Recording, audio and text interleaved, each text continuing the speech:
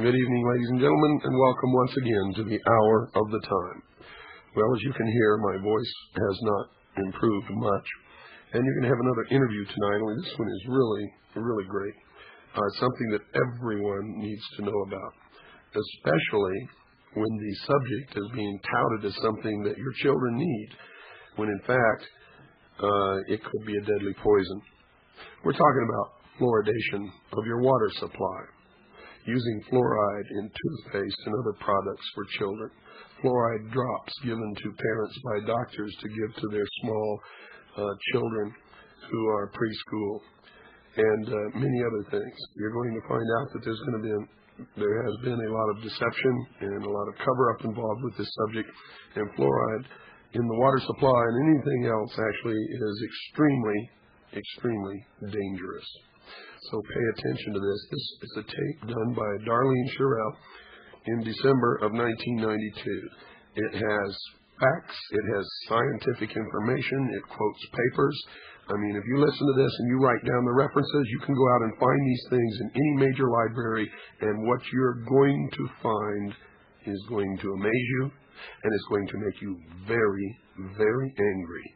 And if you participated in heaping fluoride upon your children and upon yourselves, for that matter, you're going to be very sorry that you ever did that without looking into it. Folks, the message of this show is I don't care whether you believe what you hear on this show or not. In fact, I advise you not to believe anything that you hear, whether it's on this show, Tom Valentine, Chuck Harder, Larry King, Dan Rather. I don't care who it is, Charlie Rose, from the President of the United States. It doesn't matter. You had better not believe it unless you go out and you dig up and do the research yourself. Because the deception running rampant in the world today, designed to destroy us and to bring about a new world order, is so deep that you cannot even begin to imagine until you open your ears, open your eyes, open your mind, and begin to look for yourself and stop trusting people to tell you the truth, because 9 times out of 10, they never do. Make sure you're listening tomorrow night for our IRS program. I'm still amazed over the damage control efforts by Tom Valentine and the IRS whistleblowers last Wednesday night. It didn't work, folks. And when you hear what we're going to put out on this show tomorrow night, you're going to see that that was just a bullshit smokescreen. We are really causing some damage out there. We must be, or they wouldn't go to such efforts as they're going to try to get you to stop listening to the information that you get on the Hour of the Time. You notice they mentioned Phil Marsh's name several times, but they never backed up anything that they said with any facts whatsoever. None. They didn't quote from any laws. They didn't quote from the IRS regs. They did not do anything but provide a bullshit smokescreen for all of you out there who might be just sheeple enough to believe what you heard. Well, you listen to this show, folks. We'll quote the IRS regs. We'll quote the law. We're going to give you the straight skinny and show you that the IRS is an illegal, privately owned corporation that is not collecting taxes, but is collecting tribute. And that tribute goes out of this country to help destroy this country. And don't you believe for 1 second that the IRS whistleblowers organization is really on your side. Because if they really knew the law and they were really blowing the whistle, they wouldn't be telling you that you'll go to jail if you try to obey the law, and the law says that income tax is voluntary. In fact, the law says that it's illegal 19 ways under the Constitution. So stay tuned tomorrow night. In the meantime, listen to this show tonight, and I think you're going to be amazed and very much angered by what you're going to hear. But don't believe what you hear. You write down the references, and you go check out the facts yourselves. I've got to shut up before my voice turns off again completely.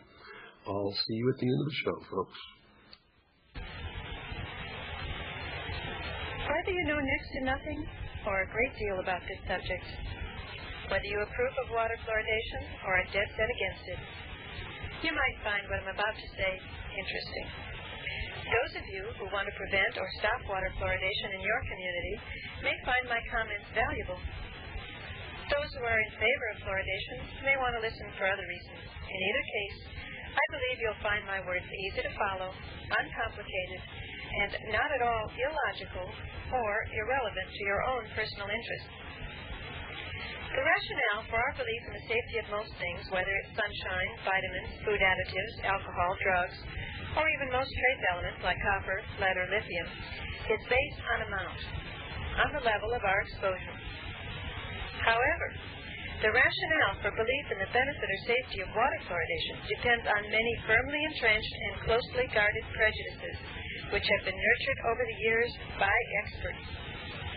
The American Dental Association, American Medical Association, the Surgeon General, the United States Public Health Service, the National Academy of Sciences, Environmental Protection Agency, your county and state health departments, your city council, your dentist, physician, and probably even your next-door neighbor will all tell you that water fluoridation is a good idea.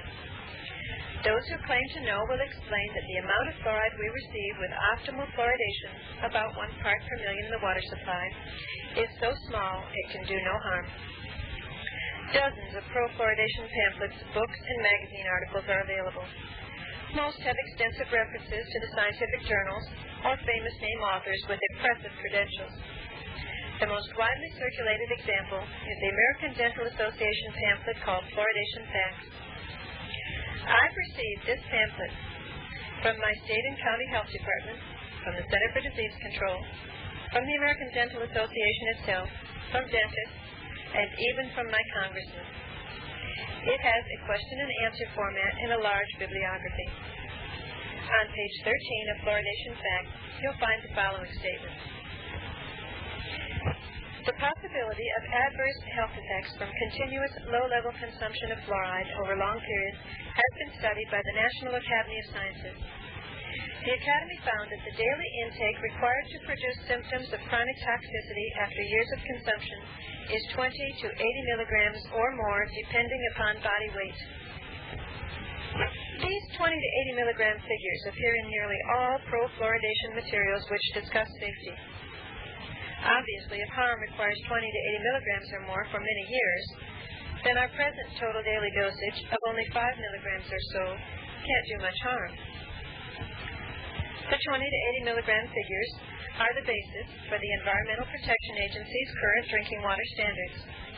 They're mentioned on page 45 of the U.S. Public Health Service's 1991 Review of Fluoride Benefits and Risks.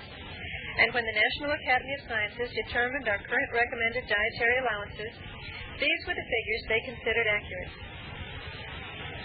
But suppose these figures are not accurate. Suppose they were cooked up by a scientist with a purpose.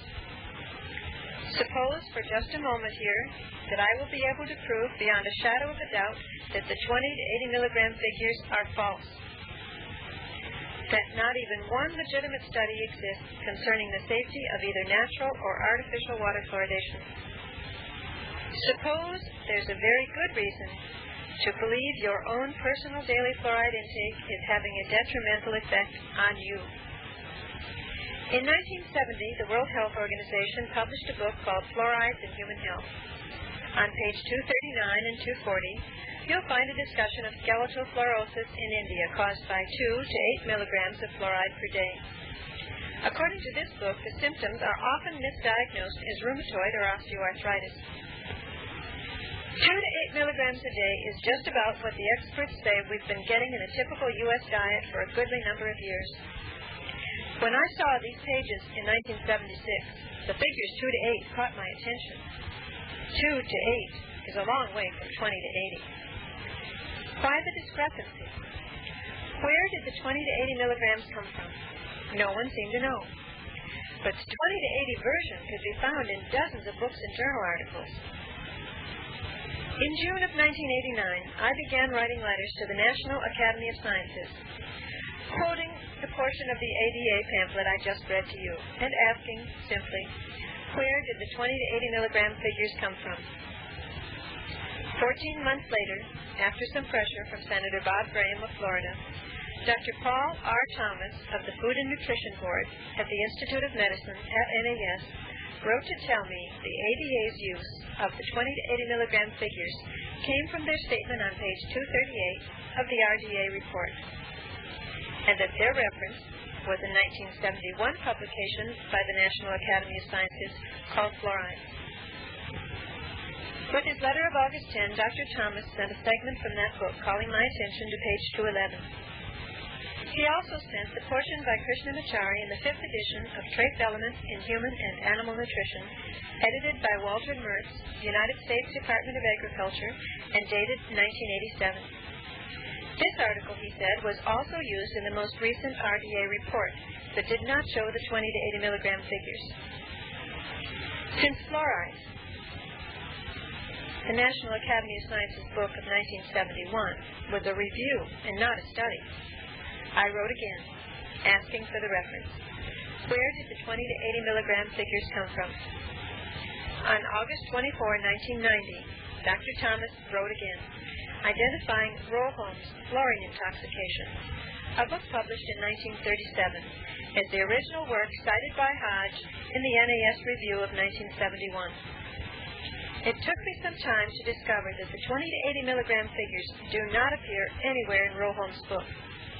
I wrote again, and once again, with some pressure from Senator Graham's office, Dr. Thomas replied on March 18, 1991. He cited Hodge and Smith, 1965, and the World Health Organization, 1970. The book I mentioned earlier is having the figures 2 to 8 milligrams. I found that in 1965, Hodge had cited himself as reference. Additionally, Dr. Thomas was calling my attention to the 1991 U.S. Public Health Service Review of Fluoride, which listed as reference for the 20 to 80 milligram figures the NAS, Hodge 1979, World Health, and NAS in the 9th edition of the RDA. We were going round and round here. When I looked at Hodge 1979, I found new figures. Now Hodge was saying that 10 to over 25 milligrams daily would lead to crippling, not 20 to 80 as he had said earlier, repeatedly. Hodge also said in that 1979 article regarding mottled enamel, quote, no safe established daily intake exists, unquote. Even at the optimum, he explained, some children will develop cosmetically damaging, extensive white areas or brown stains on the teeth. By collecting all of Hodge's work, by that I mean each article in which he cites his own previous article, I managed to find the source for the 20 to 80 milligram figures. And I began to see water fluoridation in a whole new light. Hodge said 20 to 80 milligrams came from Roholm. Dr. Thomas said he couldn't find a copy of Roholm at NAS. He believes Hodge was correct, and so apparently did practically everyone else. But in order to come up with the 20 to 80 milligram dosage, according to body weight, you have to first pick some range in weight, from the thin, short man to the tall, chubby one, say. And the tall, chubby ones, who according to Hodge ingested 80 milligrams or more of fluoride daily, had to weigh 503 to 880 pounds. Now let me say that again. The only dosage figure in Roholm's book is 0.2 to 0.35 milligrams per kilogram of body weight.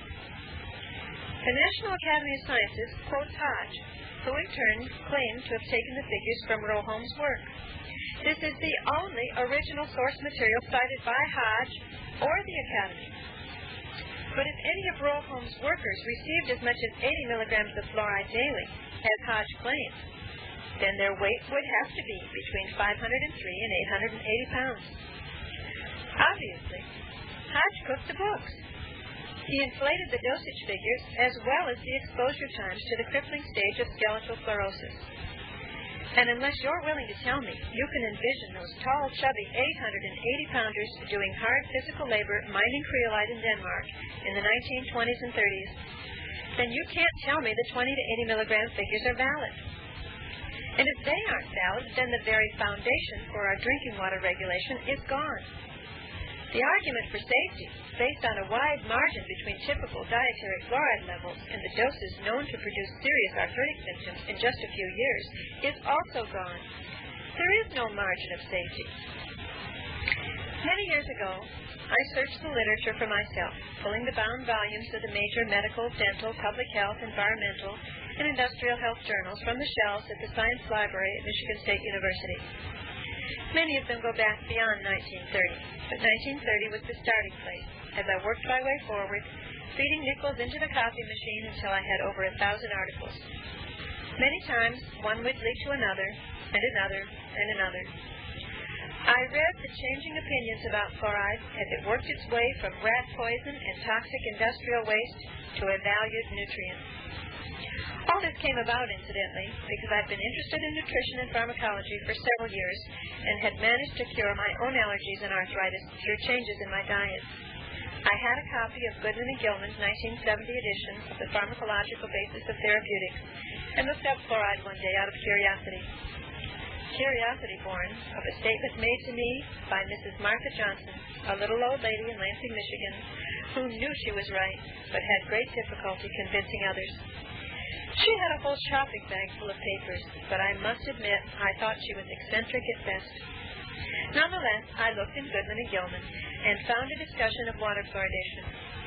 They described the effects of 1 part per million on children's teeth as affecting 10 to 15% and limited to the earliest slight whitening effect, which can only be detected under strong light by the trained eye. The effect of 2 parts per million, however, could be disastrous and involve nearly all exposed children. I recognized this indicator of a drug effect rather than one of a harmless nutrient. Questions came to mind, such as, is fluoride absorbed from food? What is the effect of cooking food in fluoridated water? Is excess fluoride eliminated by the kidney? Are there any other recognized toxic effects? And if so, how much fluoride would it take to produce signs of chronic toxicity? How much fluoride could I find in my diet? I began writing letters to the health department in Michigan and received answers which mentioned specific documents to support them. I received several pamphlets, one of which told me my diet probably contained 2 to 5 milligrams of fluoride daily. I was told that fluoride is not absorbed from food and that healthy kidneys excrete any excess. I was assured that hundreds of safety studies had proven that my concerns were without foundation. According to the experts in Michigan, there was a disease called skeletal fluorosis which occurred in India, where the water supplies contained from 11 to 100 parts per million fluoride, but no cases had ever been reported here in the United States. I might have been reassured, except that each claim was accompanied by a reference to the scientific literature, which I had no trouble finding at Michigan State University. In every case, the journal article cited contained far different information. The journal regarding the water supply in India said the highest level reported was 16 parts per million, not 11 to 100. I found several case reports, one involving a man who lived in an area having only 1.2 parts per million fluoride in the water. And when I mentioned this example published in Radiology in 1943, the health department replied that the journal article had shown 1.2 parts per million in the May issue, but was corrected to 12 parts per million in June. When I took the Radiology article of May and the erratum note of June to show the expert he had it backwards, he refused to believe his own eyes. He showed me his Fluoride Bible, a collection of abstracts from the Kettering Laboratory at the University of Cincinnati, published in 1963. Sometime later, after I had obtained a copy of his book called The Role of Fluoride in Public Health and copied the original articles represented by the abstracts, I went back to the health department with several dozen examples showing that their statements to me, although in agreement with the Kettering abstracts, were not in agreement with the journal articles available in the library. He looked at a few, saw the movement of decimals and changes in study methods, and said to me, quote, "Look, lady, if the abstracts don't agree with the originals, there must be something wrong with the originals," unquote. Publication of his Bible, the Book of Abstracts, was funded by the National Institute of Dental Research. The Kettering Lab produced the abstracts at the request of several sponsors, whose concern was the effect of industrial exposure to fluoride. They include the Aluminum Company of America, Alcoa, Aluminum Company of Canada, American Petroleum Institute, Columbia Geneva Steel Company, DuPont, Harshaw Chemical, Kaiser Aluminum, Minnesota Mining and Manufacturing, Pennsylvania Salt Manufacturing Company, Reynolds Metals Company, Tennessee Valley Authority, and the Universal Oil Products Company. Kettering's advisory editorial board for the 1963 abstracts included Edward Largent, industrial hygienist for Reynolds Metals Company, McClure, Zipkin, and Russell of the National Institute of Dental Research, Schlesinger, New York State Health Department, and Smith, who was Hodge's co-author. Fluoridation as a Public Health Measure, 1954, was also funded by industry. Fluorine and Dental Health, 1942 and 1959, and Dental Caries and Fluorine, 1946. All these books cite the same authors, Hodge, Smith, Cox, Largent, Schlesinger, McClure, and Dean. Kettering Lab abstracts and the reviews they had spawned, not the research papers published in the various medical, dental, industrial, and public health journals, became the accepted source of information on fluoride toxicity. As a result, all of the groups who prepared government-sponsored documents have perpetuated misinformation. In addition, Kettering's contract stipulated that the corporation could withhold publication of results unfavorable to its interests. Kettering Lab authors have also published information in the scientific journals which delayed recognition of the more subtle effects of childhood lead poisoning, using language and arguments similar to those used to claim safety with fluoride. You can find one example in the journal Oil Facts for July-August 1962. It was this material which convinced the governor's office in Michigan to order a review to determine the current amount of fluoride in typical diets. The panel chairman, William Taylor, began his task of whitewash with a catch-22. All material to be considered by the panel must pass through his hands first. I was not allowed to submit entire articles photocopied at Michigan State University Library because they were too bulky. I was not allowed to submit portions, excerpts, or summaries because they were not complete and would be taken out of context. I was not allowed to speak with either the chairman or any panel member or communicate my concerns in any way, except that they were aware I had claimed there had been a change reported in dietary levels of fluoride from 0.2 to 0.3 milligrams a day in non-fluoridated areas in the early 1940s to as much as 3.4 milligrams a day from food alone in 1974, even in areas having only about half the optimum level of fluoride in the water supply. The panel concluded in favor of fluoridation that the reports were inconsequential because methods had improved over the years in analysis of samples, making the old figures suspect. I then went to the Toxic Substance Control Commission, explaining that in the 1940s the reports included figures with 3 or 4 decimals, such as 1.103, and that although technology had improved to the point which measures in several more decimals, the difference between 1.103 and 1.103675 was meaningless. The increase in dosage was on the order of 1 to 5, whole numbers, not fractions. Their chief toxicologist, Dr. Norman Zimmerman, agreed with me and produced a report in May of 1981 called The Need for the Determination of the Extent of Total Fluoride Exposure in Community Assessment of the Value of Water Fluoridation. He suggested communities which are presently fluoridating should determine the resultant total daily dose, and communities considering fluoridation first do the same to avoid the possibility of overdose. He noted that according to the currently available literature, the total could be as much as 5.7 times the fluoride in the water. The people of Michigan can now vote to refuse water fluoridation. Michigan was the first state to repeal its mandatory fluoridation law.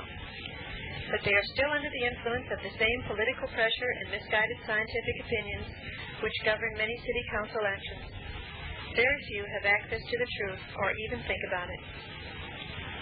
The argument most often heard in favor of fluoridation is that the benefits outweigh any possible risks. We know that dental health statistics do not support that view. They show virtually no benefit from fluoridation today. We are asked to disregard the many recent studies showing an increase in both osteoporosis and bone cancer in the fluoridated area. We are told, like small children, that everything can harm us when we get too much, whether it's sunshine, vitamins, lead, or fluoride. Everything can be harmful, they say, why you could drown in your own bathtub. We are educated to believe that by controlling the amount of fluoride in water, we are controlling the amount in our diet. And so, if you applied the same argument to calories, a person could control his weight by simply switching to diet soda, ignoring the steak and french fries, the butter and sour cream and rich desserts.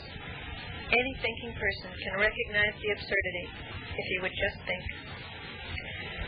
Those of us who have investigated the original studies of Cox, McClure, and Dean know full well that fluoridation came about through less than scientific means.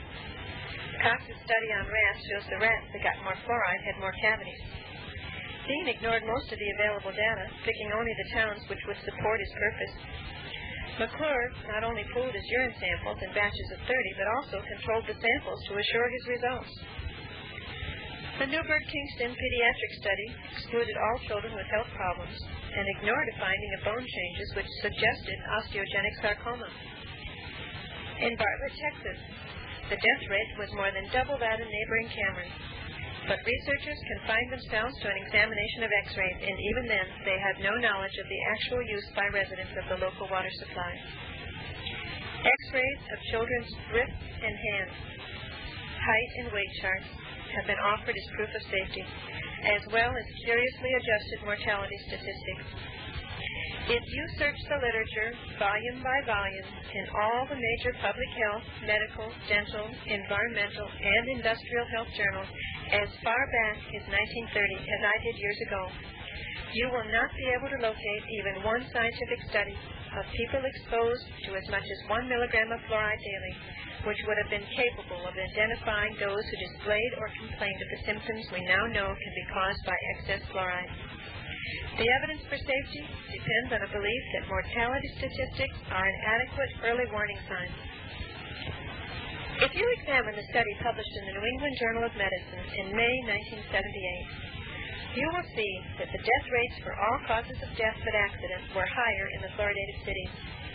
The author, in order to support his own predetermined conclusions, was forced to adjust his statistics as follows. In one group, the non-fluoridated, the average length of formal education was 12 years. In the other, the fluoridated, where there were more deaths per capita from all forms of chronic disease, the average length of formal education was only 11 1/2 years. The rationale used to explain away the fluoride-related deaths was that, contrary to popular belief, one's chances of getting or dying from cancer depend not so much on dietary habits or lifestyle, not on working with cancer-producing chemicals, not on breathing the toxic fumes associated with polluted air, but on differences which we might best describe as graduating from high school. It seems absurd, but the very best arguments against water fluoridation have been made by those who promote it. The question that needed an answer, at least for me, was why? How could this happen? I said earlier that my view of this issue changed when I finally found Hodges' source material for the 20 to 80 milligram figures. I discovered the circumstances and put myself in his place. Those of you who've studied this issue are aware that scientists didn't discover the relationship between fluoride and mottled enamel until 1931. Shortly thereafter, dozens of articles appeared in the professional literature describing the various degrees of damage to the appearance and durability of fluorose teeth. Methods of removing brown stain were presented. Reports appeared describing areas where the teeth of children became so brittle they had to be replaced by dentures by the time they were in their early 20s. Signs were posted at wells and public drinking water sources warning parents not to use the high fluoride water for their children. The trend was to remove fluoride. Many physicians began to question the possible unseen effects of fluoride on the rest of the body. By that time, we were very much aware of the costly damage to livestock and crops downwind of fluoride-emitting smokestacks. Numerous lawsuits have been brought against aluminum, steel, fertilizer, and brick industries. Removing fluoride from community water supplies, protecting workers from job-related illness. Well, folks, we've got to take a short break. Don't go anywhere, because we'll be right back after this short pause. Was becoming a costly proposition. If the American public continued to gain an awareness of the potential problem, if they listened to the fears being expressed by several physicians and insisted on zero tolerance, our development as a nation, indeed our survival, would have been threatened. In the 1987 article sent to me by Dr. Thomas of the National Academy of Sciences, chronic fluoride poisoning is described as follows, quote, "The early clinical picture of fluoride toxicity is predominantly symptomatic. Arthralgia, malaise, weakness, and joint stiffness, particularly in the lower limbs and the spine, are among the early features. In industrial exposure, ocular symptoms and headache also occur. In the established skeletal phase of the disease, symptoms and signs of bone and joint involvement are evident both clinically and radiologically. Pain is a cardinal feature due to arthritic lesions and to secondary peripheral nerve involvement." Unquote. According to this book, crippling cases have been reported not only by Rojo, but by many others over the years. In the United Kingdom, France, Morocco, Norway, Czechoslovakia, Holland, Germany, Switzerland, Japan, Poland, India, China, Canada, Ceylon, South Africa, Saudi Arabia, as well as the United States. They number in the millions in India alone, often in areas having less than 2 parts per million in the water supply and no special industrial exposures. If the American public had been able to see this 1987 article 50 years ago, the word fluoridation would not be in our vocabulary today. The trend to remove fluoride would have continued.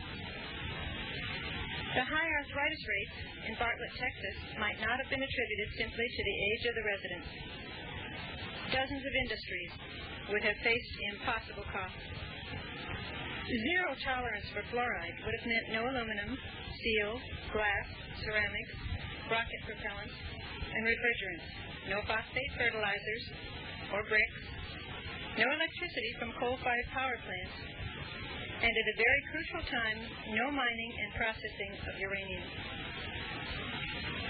In 1951, when physicians and dentists were complaining about the reckless use of fluoride in some U.S. cities, the National Academy of Sciences formed a panel to determine the relative risks and benefits of water fluoridation.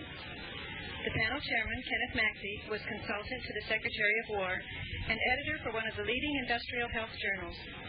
Panel member Francis Hayroth was assistant director of the Kettering Laboratory at the University of Cincinnati. Kettering's business was producing abstracts of the scientific literature on fluoride. These abstracts laundered the original studies, changing dosage figures and study methods in an effort to protect industry.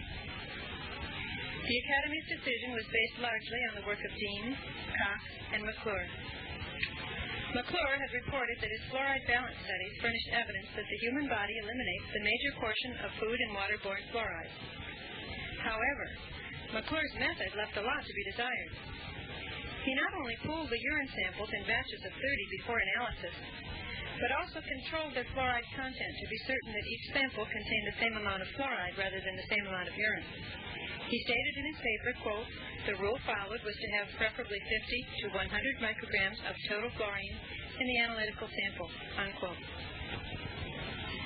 The committee discounted the relevance of fluoride from other dietary sources, saying, quote, "The quantity of fluorine ingested in food is a relatively unimportant variable. The average diet contains 0.2 to 0.3 milligrams daily," unquote. In their summary, they stated, quote, "There is no reason to believe that prolonged ingestion of drinking water with a mean concentration below the level causing mottled enamel will have an adverse physiological effect," unquote. And in conclusion, this committee recommends fluoridation. In the spring of 1953, the Food and Nutrition Board of the National Research Council appointed a subcommittee to study the problem of providing an optimum amount of fluoride in the American diet, including the water supply.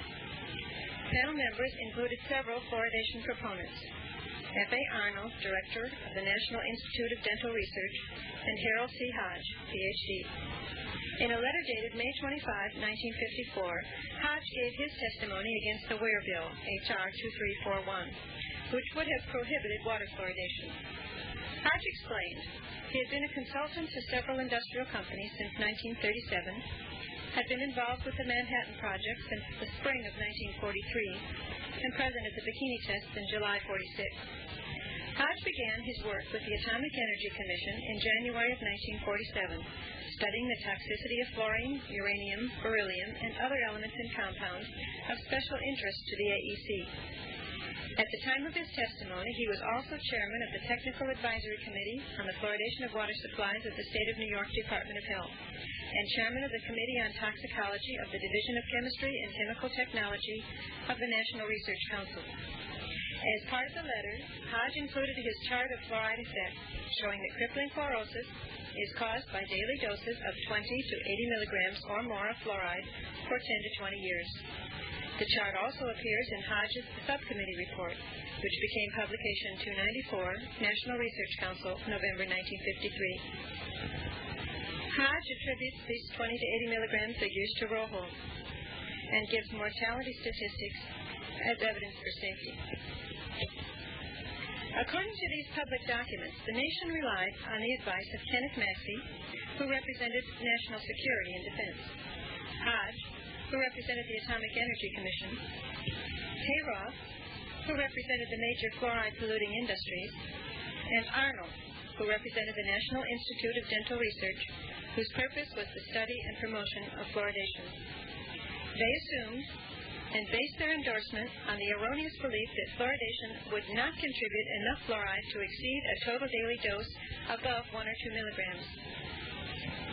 They accepted McClure's phony balance studies. They accepted Dean's selection of data. They compromised, as we all do, when it is necessary. And they, National Academy of Sciences, and all the others, have been obligated to defend their actions ever since. It seems to me that any reasonably intelligent person who encounters the many newspaper and magazine articles discussing the infighting at EPA over fluoride, or the firing of whistleblower William Marcus, who said fluoridation is a cancer risk, should consider the implications. We've all been exposed to other similar scandals involving government cover-ups.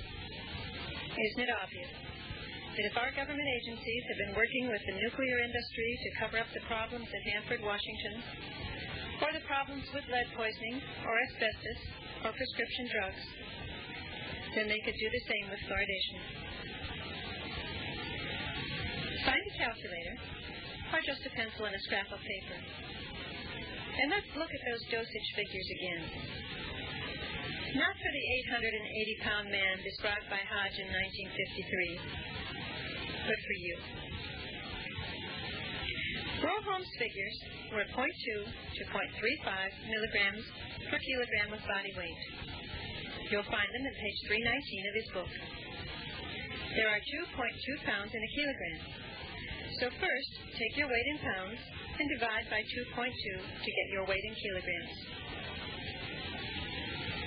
Now let's use a midpoint between 0.2 and 0.35, an average of 0.275. Multiply your weight in kilograms by 0.275. You could also simply divide your weight in pounds by 8. The answer will be the same.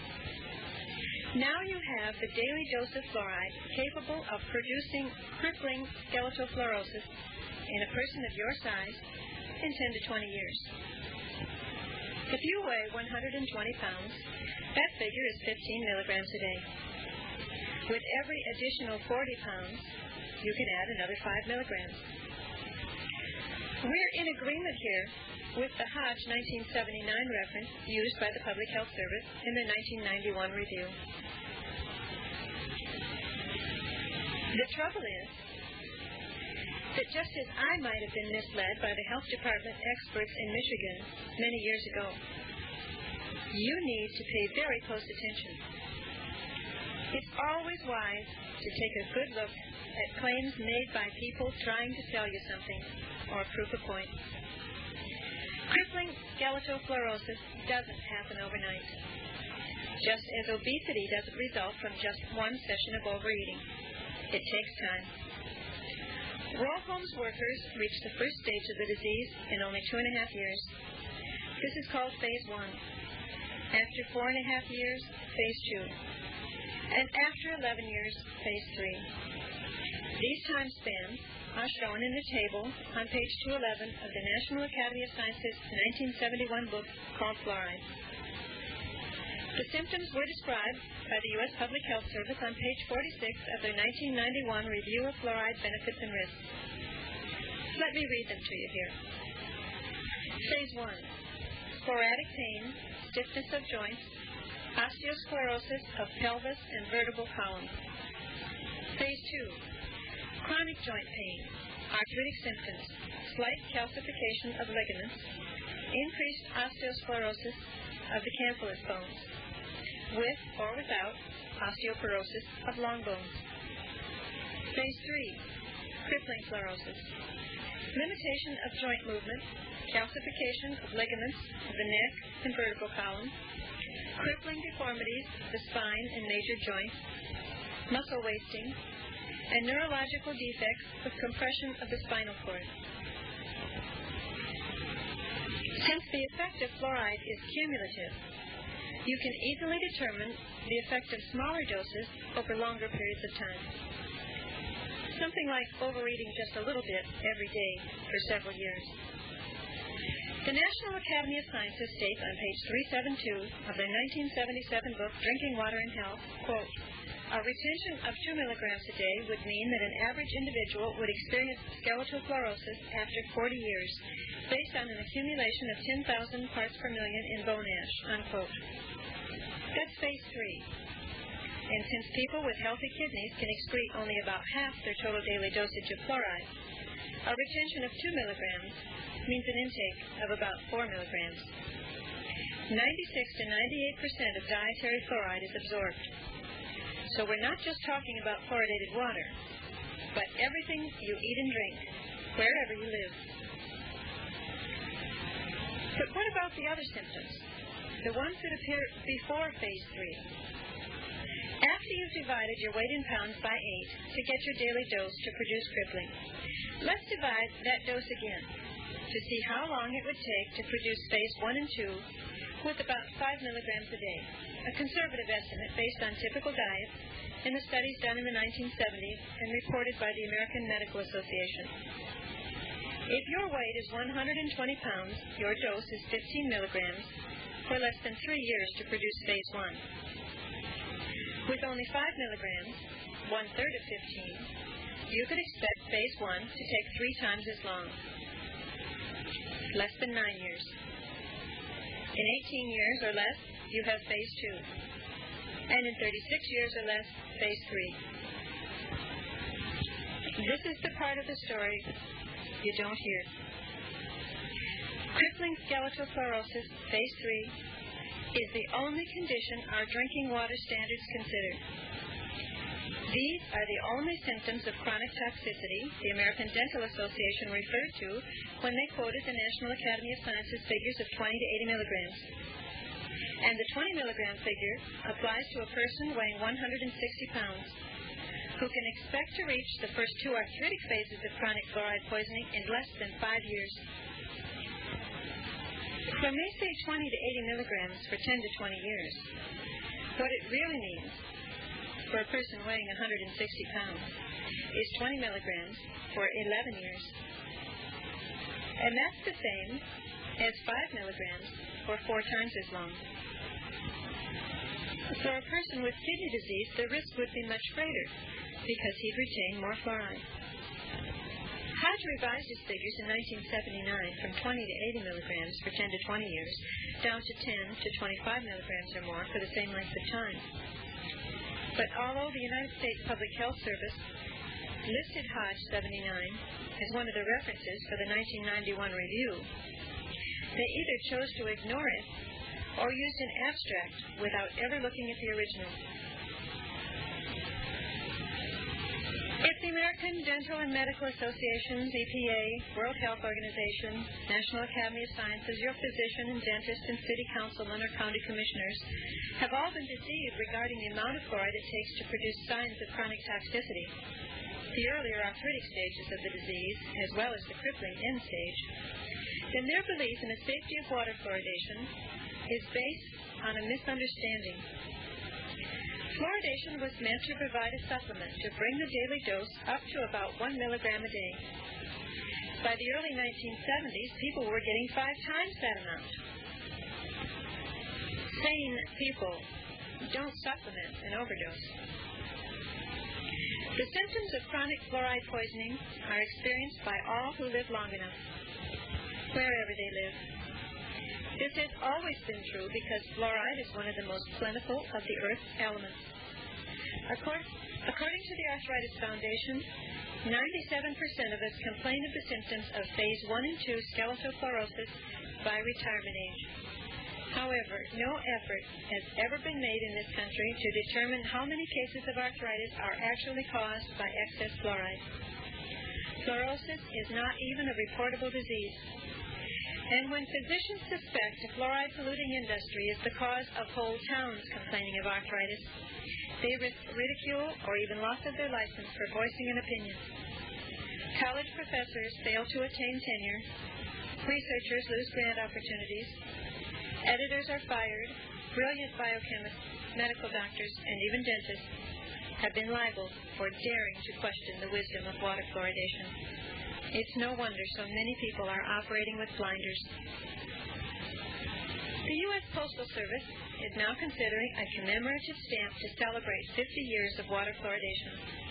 In a letter dated November 24, 1992, Carol Patton, RN, spoke to the issue with her usual eloquence. Let me read it for you. This is addressed to the Citizen Stamp Advisory Committee in Washington, D.C. Dear Mr. Rosenthal, recent scientific evidence is fast proving that fluoridation is causing serious health risks in terms of increased fracture rates, cancer, and other adverse effects. In addition, a national survey by the U.S. National Institute of Dental Research and corroborative studies from other countries show tooth decay rates unrelated to fluoridation. Please recognize fluoride for what it is, a major industrial pollutant of which 655,000 tons annually are dumped and spewed into our water and air. Industry is getting away with murder under the guise of a public health program. Dr. William Marcus, a high-ranking EPA scientist, was recently fired for having the courage to whistleblow the scientific fraud operating in this contentious and political issue. In light of this, a commemorative stamp for fluoridation is not only inappropriate but highly deceptive. Surely you must agree. Sincerely. I believe, based on mountains of scientific evidence, that fluoride is one of the most toxic substances known to man, that it interferes with the normal production and mineralization of collagen, lowers our ability to deal with disease-causing bacteria and viruses, causes allergic and hypersensitivity reactions, as well as gastrointestinal problems, headache, and chronic fatigue, and a reduced ability to recognize and repair the genetic damage which leads to cancer. I do not know if zero dietary fluoride would lead to an increased incidence of dental decay, but if it did, it would be impossible to achieve anyway, because we can't eat, drink, or even breathe without getting more than our true need for this substance. No one should be required to be exposed to more than 1/2 part per million fluoride in his drinking water, regardless of income or ability or even desire to purchase expensive alternates. The real tragedy, of course, is that we've allowed the same expediency that permitted fluoridation to enter into all phases of medical science.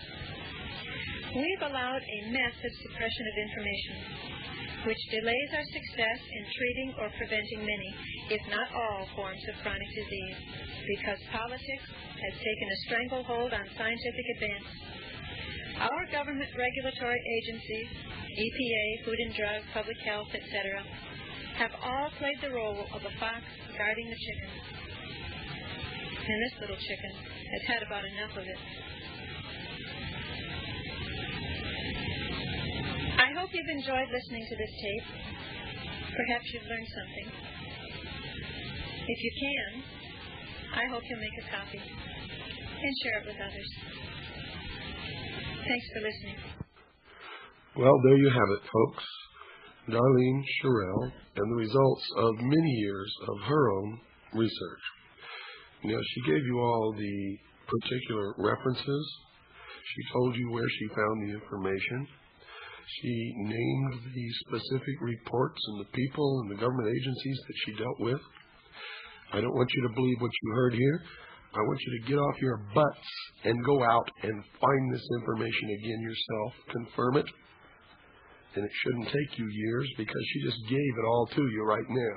When she started, she didn't know anything about where she was going or where to get it or even what it was. So there's no excuse if you don't do it.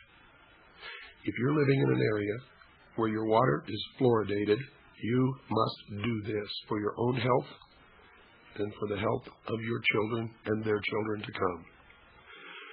Now, if you don't, and you all die horrible, crippled deaths, and if you all suffer from what they call the Wilkes-Barre syndrome, the chronic fatigue, which you just heard is caused by fluoridation, then I don't want to hear one single whimper out of any of you at all. I don't want to hear you whimper. I don't want to hear you cry. Go do it for your sake, for the sake of your children, for the sake of the nation. I wonder what in the world would they want to do this for? Why did it start around 1930? Well, folks, if you do the research like I've done, you'll find that Stalin used fluoridation in the water supply of the Gulag archipelago to pacify the millions of prisoners in the labor camps. You see, it makes you tired. It gives you malaise. It makes you so you don't care about anything else. It cripples your teeth and the skeletal structure of the body over a period of years. And people who are so affected are no threat to the power structure or to the elite or the prison guards or anybody else. They're just thankful to get from one day to the next. And that's exactly the way many of you out there have been feeling for years, who live in areas where your water is fluoridated, and you're just tired all the time. You don't care about anything, you're depressed, and you don't know why. Well, folks, this isn't the only reason, but it's one of them. And if you don't believe it, like I said, get out there, dig out the information, find it for yourself. You're going to find that they have intentionally falsified the data. When you go back to the references that they give and the reports that they give to committees and cities and states and government agencies that are considering fluoridation of water or whether or not to fluoridate water, you'll find that in the reports they give to these committees, the data has been falsified. If you go to the references where they supposedly got the data, you'll find that the real data is much different from what's listed in these brochures and reports on fluoridation. Now, folks, let me say this one more time. We have not been invaded by the evil empire or some foreign country or any army. What is destroying America is stupid Americans. You see, folks, if you have a good business and you hire a bunch of people to take care of that business, and you come every day and you supervise them and you watch, and you do the books. If you're a good business person, you're going to have a good business. But you try going on vacation permanently. Don't come back and check anything. Don't call. Don't find out what's going on. Don't check anything that anyone tells you. When you come back, folks, you not only won't have a business, there won't be any stock on the shelves, there won't be a cash register. Chances are the building will be gone, the parking lot will have been dug up, and there'll be something entirely different there, owned by someone else who doesn't know anything about you whatsoever. And that's exactly what's happening in our government. You see, when the cat's away, the mice will play. We know that there are people in this world who want to take it all away from us. So why do we let them? When you leave a power vacuum, someone will step in and fill it. If you leave your wallet exposed on a countertop somewhere, someone will take it. If you're lucky, they'll be honest. But 99 times out of 100, they will not be honest, and you'll never see your wallet again. Americans, for the most part, are stupid. They are sheeple. And our country is being taken away from us right under our very noses because we are stupid and because we are sheeple. The purpose of this program, folks, is to wake you up. I don't want you to believe anything that you hear on this program or on any other program or that you read in any book or newspaper. What I want to do is stimulate you to begin to look for the truth yourself, to begin to investigate yourself, to not accept what you're told unless you can find that it's true yourself or that it's false yourself. There was another sheeple last week who called in on the Tom Valentine show on Monday or Tuesday night, I forget which, who wanted Tom Valentine to tell him whether or not it was true that the United Nations didn't take over this country because there's 30,000 United Nations troops in this country. And he cited that he had heard it on the program that follows Tom Valentine, which is my program. Not only is this a person a sheeple who cannot listen and investigate and determine the truth for himself, but he misquoted this show because never in the history of this show have I ever said that there was any United Nations troops in this country, period. I did say that George Bush gave a speech to the United Nations offering Fort Dix for the training of United Nations troops. So not only was this person a sheeple, but he's doubly stupid. He can't even quote where he heard the information. And I'm telling you now, he didn't hear it here. This show is for intelligent, free-thinking people and no one else. If you don't fit that bill, don't listen to this show ever. Till tomorrow night, folks, and tomorrow night's a doozy, good night. And God bless each and every one of you.